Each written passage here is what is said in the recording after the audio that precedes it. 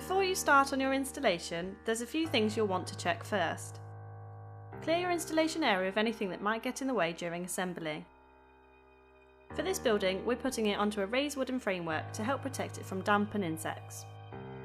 We would always recommend installing on a dry day with a minimum of 2 people. To erect this summer house, you'll need a screwdriver, a drill, a hammer, a tape measure, a rubber mallet, a ladder, and a Stanley knife or cutting tool. Starting off by removing the transportation blocks from each of the panels with a few taps from a hammer. They're nailed in, so don't try to pry them off. It's best to lay out the doors first so that you can make sure that the hinges are level. Line the hinges up at equal distances at the top and bottom of the doors. Pre-drill through each of the screw holes before affixing the hinges with screws. Use a tape measure to position the middle hinges and repeat this for each door, including the sides door. We'll install the locks later once the doors are up on the building. Make sure to pre-drill all screws throughout this installation. It can take time but will prevent damage to the timber.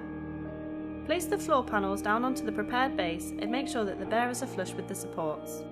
It's at this point that you can decide whether you want the sides door on the left or the right of the main building. Place the floor joining blocks half underneath the edge of the floor, equally spaced between each floor joist and secure with screws. You can then place the second floor panel in position and use the screws as a guide to secure the other side. Position the sides door floor flush at either side and screw diagonally through the joist to secure it to the main floor.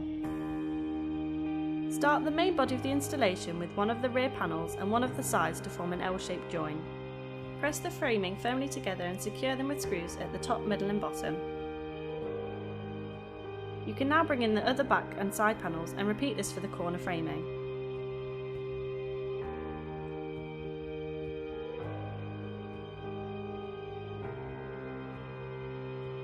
Join the 2 back panels through the framework before moving on to the dividing wall. Position the panel against the centre framing of the back panel and secure in place. Next, you will need to place the wall gables onto the panels. These can be a tight fit and you need to make sure that the tongue and groove boards interlock on the sides. Use a mallet to tap these into place and secure with screws through the framing. The next step is to work on the front. Place the front gable down flat and place the door panels within the aperture. Position the hinges over the edge of the frame and secure through with screws. With the doors fitted, you'll need to install the front window panel. This is secured in the same way as the other panels. Move the door panel into position and secure the same way with screws on either side of the top, middle and bottom. With the walls in place, you can now secure the internal framing down to the floor to prevent any movement. Repeat this at equal intervals around the entire building.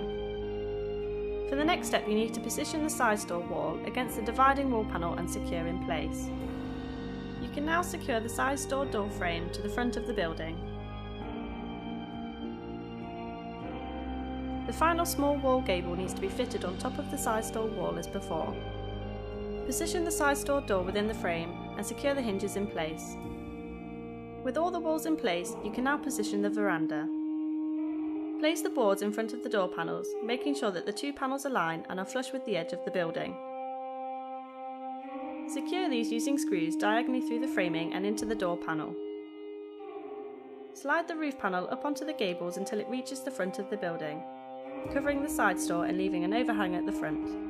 Secure it in place through the board and into the framing of the gables below, along each edge, and repeat for the second panel.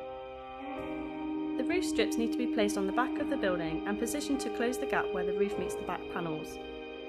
These should be flush with the edge of the roof and secured with screws. The roof framing also needs to be attached in the same way and made flush with the top of the roof board. With the felt, either measure the length of your roof with a tape measure, adding a few extra inches either end for overhang, or as we've done here, you can roll it out along the length of your building and cut to size. Use a Stanley knife or cutting tool to cut the felt for a nice clean finish. For this building, you will need 3 strips of equal length which will overlap to cover the roof. Start at the back of the roof and work forward to create an effective water runoff. Tack the felt along the length of the roof to secure it in position and then evenly along the sides. Repeat this for the other 2 strips of felt, overlapping the previous piece each time. You can now place the roof undercover in position. We found it easiest to position it in place and then mark it with a pencil to align the framing before securing with screws.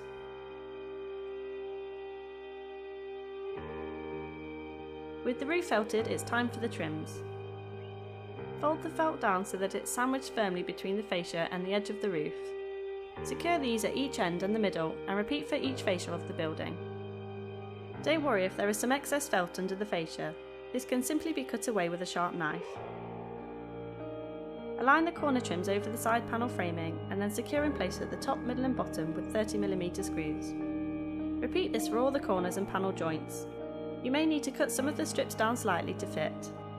The next step is to fit the locks and door handles. Position the lock mounting plate over the pre-cut lock hole and secure with screws into the door frame. Secure the lock over the plate in each corner. The door stop needs to be placed over the lower corner and screwed into the framing. Use a spirit level to mark out holes for the door handle, then drill through to allow space for the bolts. Thread the bolts through and affix the door handle in place with a screwdriver.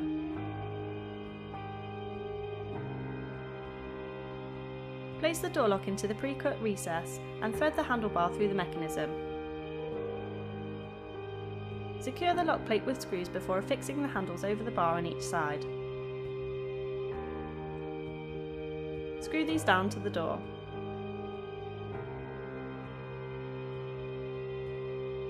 Affix a bolt at the top and bottom of each door before drilling a bolt hole into the framing to secure the lock. A turn button should then be installed on the top and bottom of the slave door. Score around the edge of the window framing with a sharp knife on both the inside and outside of the window glazing. You should then be able to peel the protective plastic off the windows.